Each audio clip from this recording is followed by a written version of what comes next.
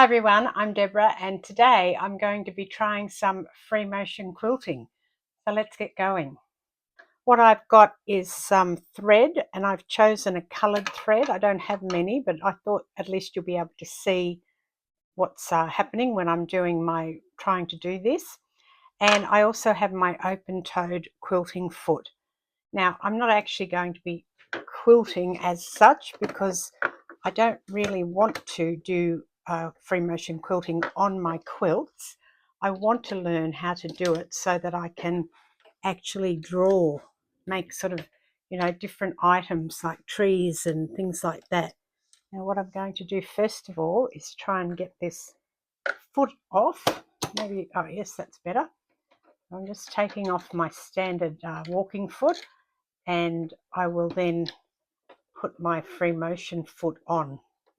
But first of all, I need to, I guess, put a bit of a disclaimer in, if you call it that. I actually went and did a one-day class at my local quilt shop on free motion quilting. So hopefully I do know a little bit less than nothing. That was a few weeks ago. I haven't really done it since. When I did my class, I did it on my Juki. I'm knocking you around there, my apologies. I did on my Juki thinking that would be best. What I found out when I got to the class is my Juki has a free motion foot, but it doesn't have an open toe. So in other words, that gap that you see there where the red lines are, let me hold that so you can see it, that's an open toe. My Juki's got a closed circle, so it's still got a hole in the middle, but it's also metal. And it's really helpful if you can see where you're quilting. So that's why it was suggested that the open toe foot might be something better. And so that's why I am going to do this on my Janome, not my Juki. Now I'll just get this and I need to put the foot on. That would be a very important piece of equipment. So I'm trying to remember. I think I got some notes from the class. If you're in Brisbane, there's an excellent class being taught at my local quilt shop, especially if you live north side. She's at Albany Creek, and the lady who taught the class was actually she won the Australian Quilt Show or whatever it was on, and she actually won with her free motion quilt. So pretty good person to learn on. I'll cut those threads. Yep. I just swept my floor too, so now I didn't want to throw that extra thread on the floor, but I guess at the end of this there'll be thread everywhere again. So that is the foot and the thread in there. Now the other thing I bought was this, which is called a free motion slider sheet. Now I don't know whether I needed it. It was $45, but I was there and I thought, well, I may as well grab it while I'm there. If it's going to help, I need all the help I can get. And it's sticky, so it's got a hole in it. I just have to work out which side. So round this way, and you can see that hole there, and then you take this bit off, put it back on after class, because if you roll it up sticky to sticky, it probably isn't going to end well. If I can get it off now, yeah, there it goes. So that side goes down and gets put through here and over where your feed dogs are. And then you hope that you can get your thread up, that it's not all stuck under there.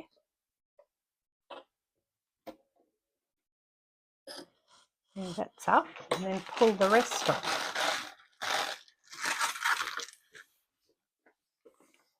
As I said, I've no idea if this was necessary, but I thought that while I was there, because I probably wouldn't see it again, I'd best get it.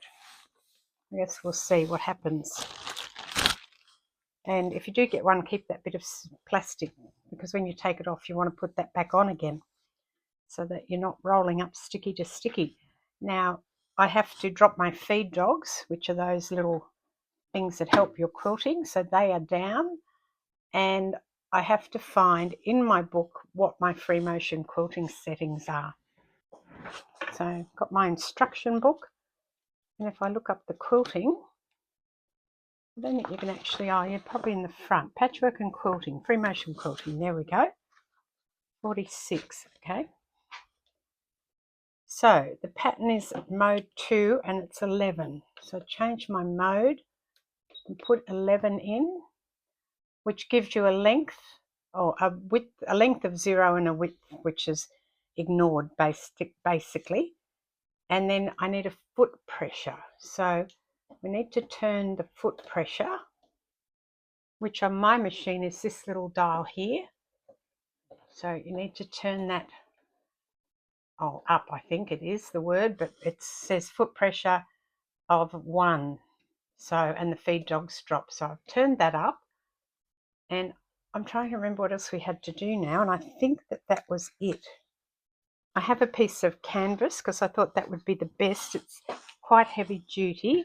It's not upholstery fabric. It's just, I bought a whole bunch of canvas once for a really cheap price, and I bought like the whole roll. I also got some batting out.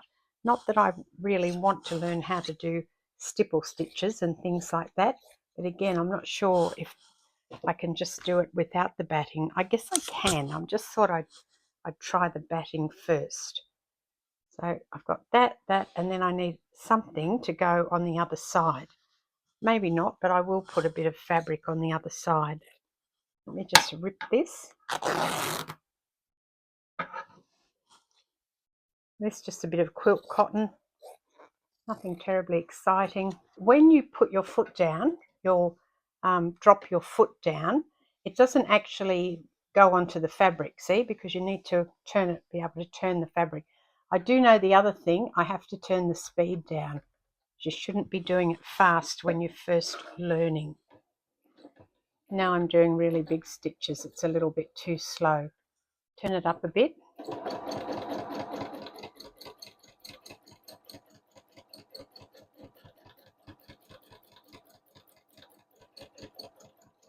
I'm very bad. It's wobbling all over the place, but I just think that's what it does when you first start, because I brought the back thread up too. I should have showed you that, but I didn't.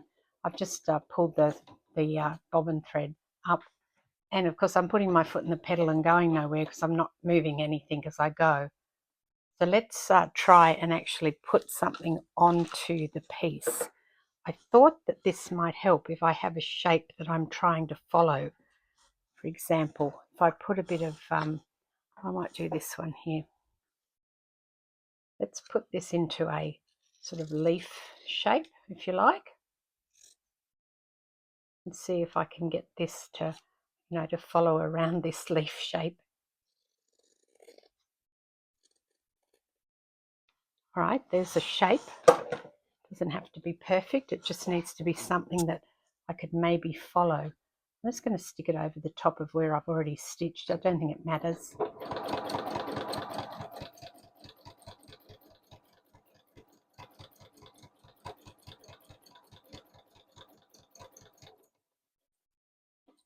Now what you can do is you can turn your work like this if you're not confident going backwards. So at the moment I'm going to turn my work, and that's, a really bad stitch. So we'll see if we can get better.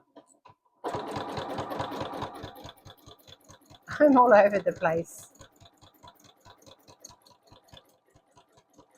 Actually, I'm not too bad at going backwards. Maybe forwards worse.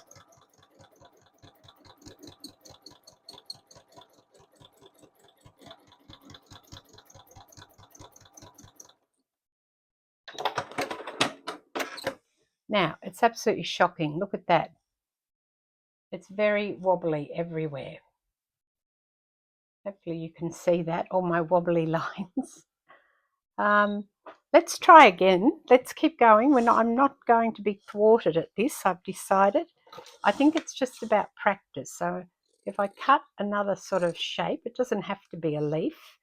Leaves are what I sort of thought, that if I can go around a leaf or a tree shape or even a house shape, that would be quite good. So let's try this again with another shape.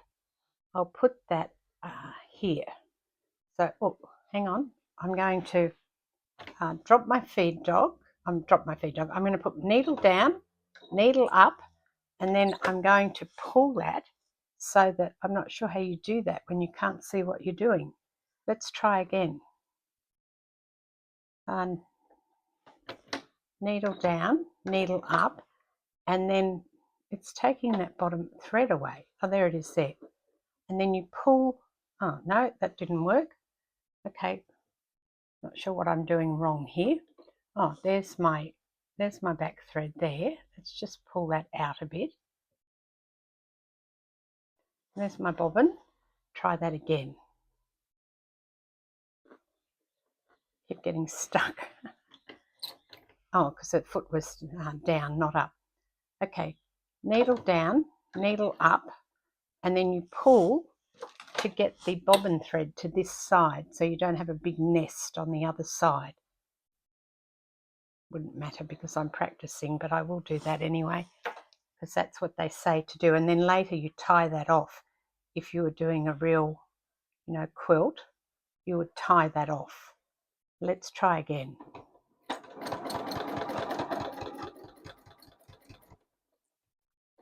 Now I'm going to go needle down again, and I'm going to come around this curve.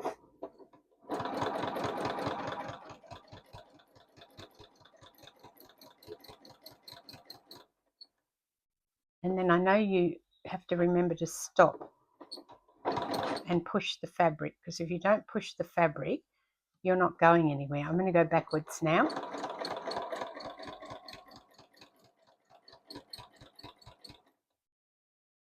And I'm going to come down to this corner again.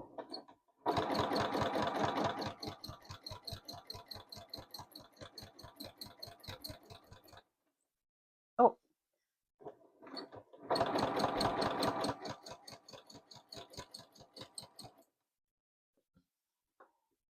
You see how that's going? My lines are much better. I'm not sure that you're picking that up. Oh. Let me just zoom in. There, can you see now that this line is much better? Not here, went a bit nutty there, but these ones coming down here and that one are reasonably straight. I guess it depends if you wanted them straight or not. Let's try and maybe do like some shapes around here that are kind of like that's, sort of coming out, filling up that space there.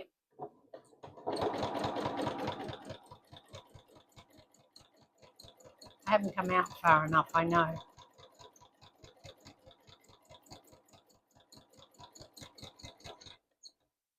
And now you can see I've done these two shapes. I didn't come out far enough on that one, but that one I came to the line. So that was much better. The other thing is I think I need to put my quilting gloves on to push it around a bit, make it a bit easier.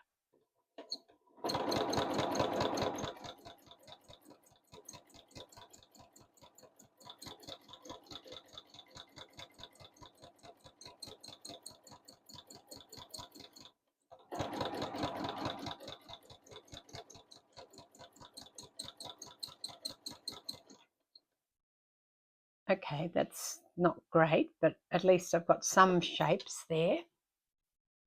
Got some, not very good ones, but some. And now I'll come down the side of this.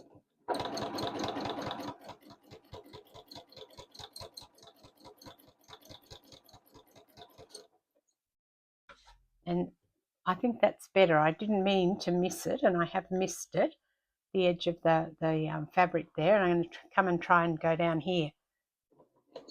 Maybe I'll go on the fabric this time. Oh, I'm off. I'm off again. I'm off again. I'm all over the shop.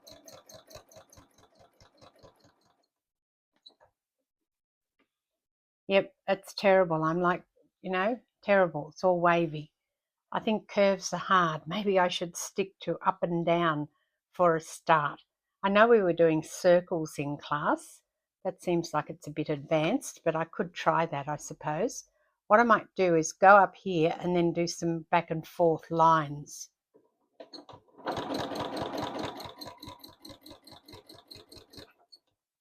So now I'm coming here and I just want to kind of do some lines like in a wavy pattern there.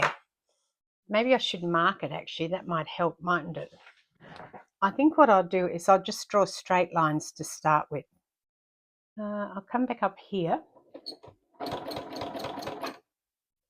and then turn and then go down here. And then I'm going to turn.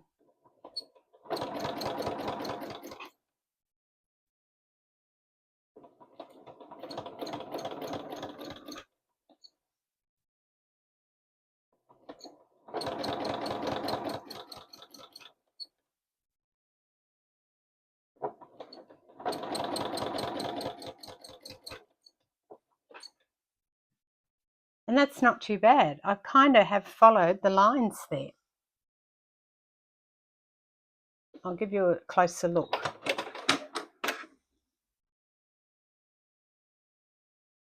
There's my pointer here. So you can see that I haven't done too badly until I got to here. I didn't go all the way down and then I went off sort of like that, hooked around on that one. But the others, up until that point, I was doing quite well, wasn't I? Let's draw another little squiggle and see what we can do with that. Now let's pull thread up, and which way am I going to go? I think it's easier to push backwards, maybe, I'm not sure. Oh, I have terrible trouble getting that under. Let's put that thing there. Now hold this bit of thread and let's go thread up. That didn't work, we'll do it again. Another thread in there for some reason, coming from my other cotton that's on the machine. Try again. Thread down, thread up.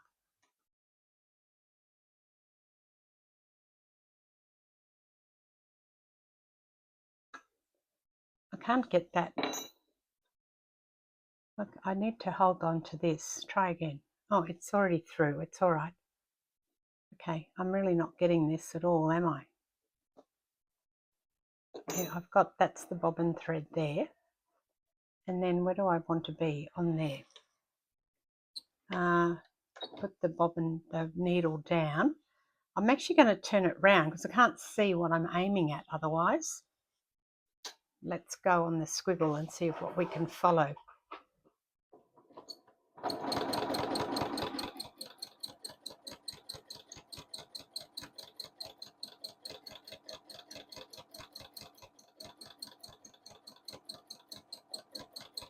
I missed it there.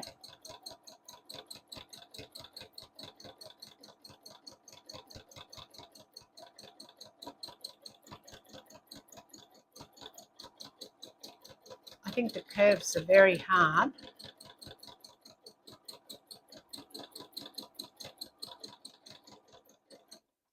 So, not great. Look at this. I'm completely off here. Sorry, I'll get my hand out of the way. You can see here I'm completely off as I'm coming around the curve. The first one and a bit I was okay. This one I've made a flat spot here, and this one's quite a good curve. Not here but here, but I've missed it by a country mile. So now what I'm going to do is draw some more straight lines and see if I can get like a house shape, because I guess I will be curving things, but let's just draw a house with a door, and I will go a chimney as well. Fairly basic looking house, isn't it? But we'll go down there and we'll see what we can do.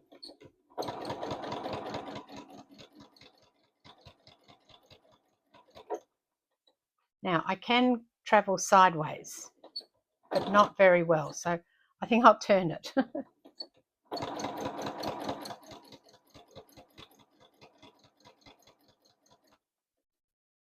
And then I want to go up to the roof.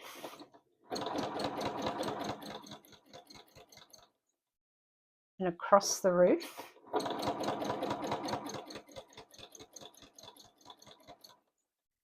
And then down.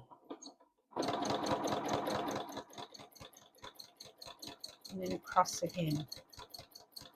Oh, that's better. My sideways is much better there. The idea is that you're meant to be able to do it without spinning this around. But if I have to spin it, that's okay. Let's go up the chimney, across, and down, across, up, across, down, and then let's go back down to the roof again. Oh, I'm totally out there. I'm not sure how you actually, get that to go when you come off like that, whether you just have to stop or not. Now I'm going to come down the house part.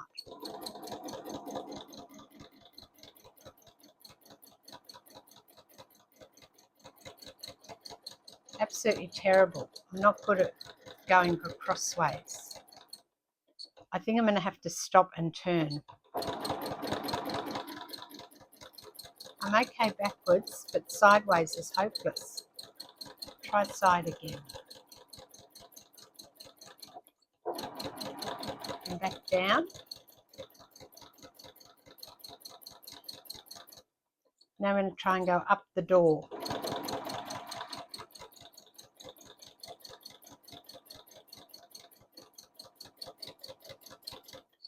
And I'm going to try and go back up the other way.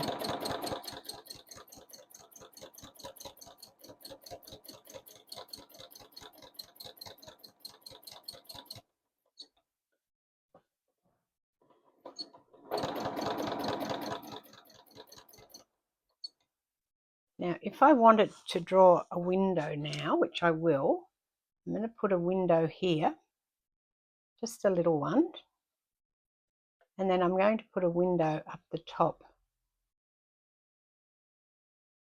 and see if I can get the windows in as well. So I now will needle up, but I won't stop it. I won't cut the thread, and now I'll try this.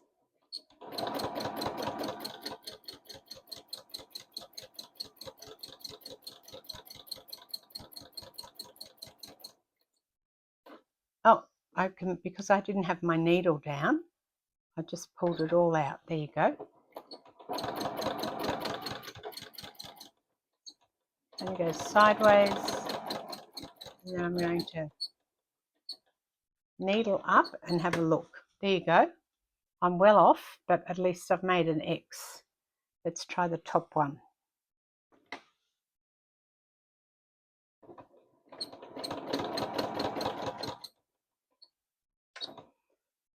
Now I'll cut that little thread there so that it doesn't get sewn over, so I can push it out of the way.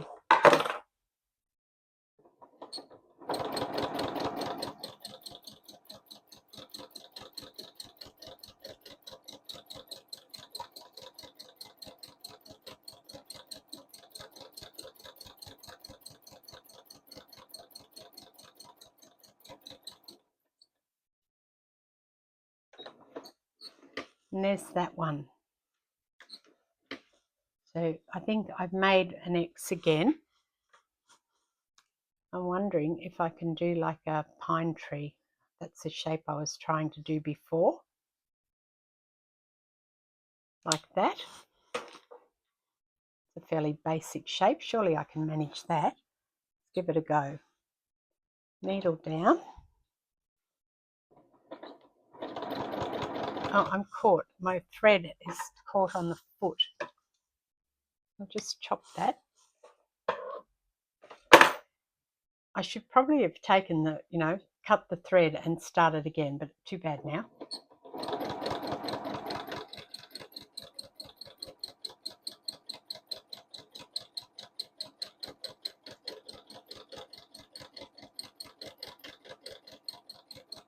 I'm just going to go in the middle.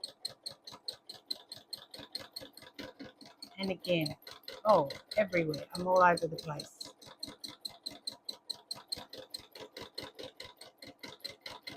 Down to the trunk now.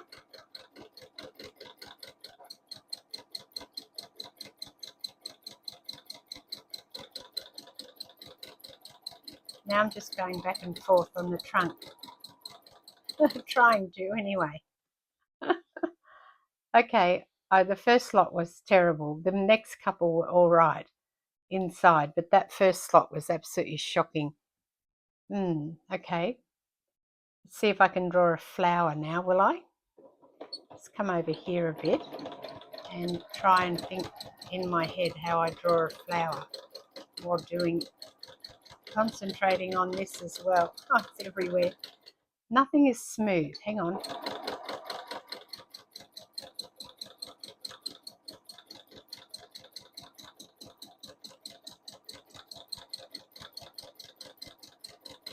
I'll just do some figure eights. That doesn't sound good, does it? And then some figure eights back the other way.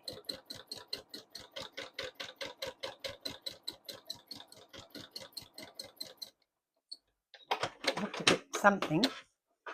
So there's my flower. Hang on, let's put that in shot. How's that? It's a little bit better. This is terrible. That first part of that is, didn't really work, did it? Here. This bit where I went off completely.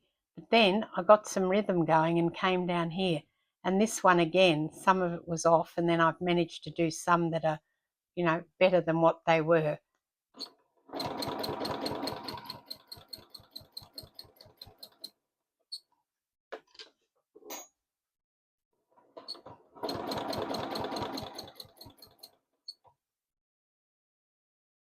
Now I'll try and do it without turning.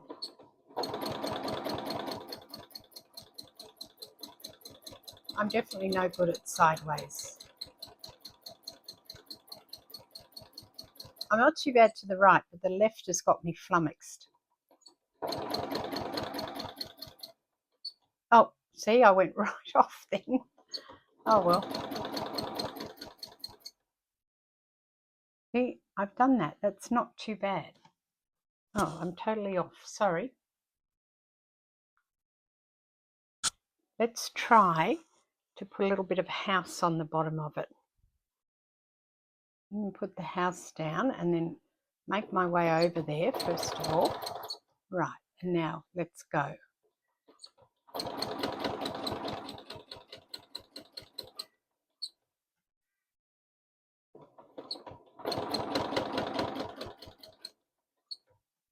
I wonder if I turn the speed up a tiny bit, if that would help.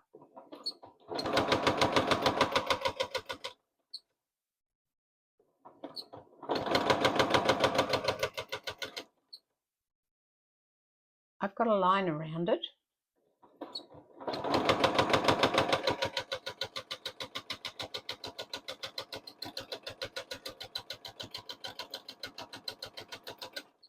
Now what I'm going to do is put a cross on it.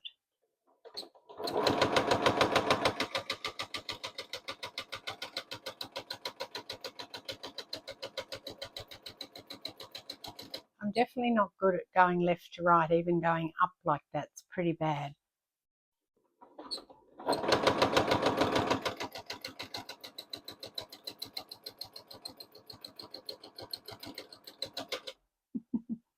And I keep forgetting to stop my foot on the presser foot.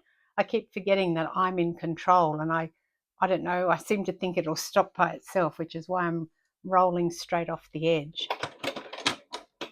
Have a look at that.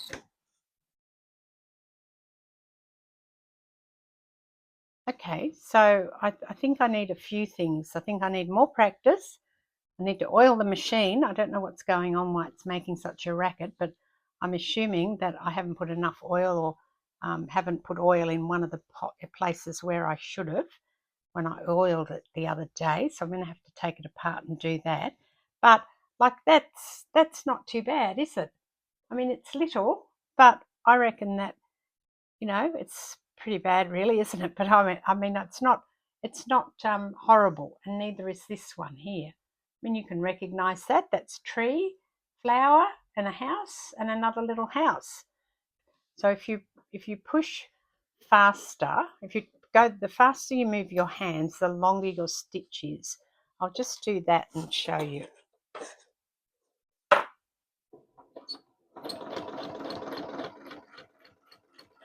See how quickly I was pushing that? And the result is this really long stitch. I don't know if you're picking that up on camera, but the stitch is a good, maybe, you know, half an inch. No, not quite half an inch, maybe a centimetre rather than a half an inch. But you can see how long that stitch is there. So sort of from there to there. So quite a big stitch because I pushed it really quickly. And then if you just don't push it all, it will just stay in the one spot.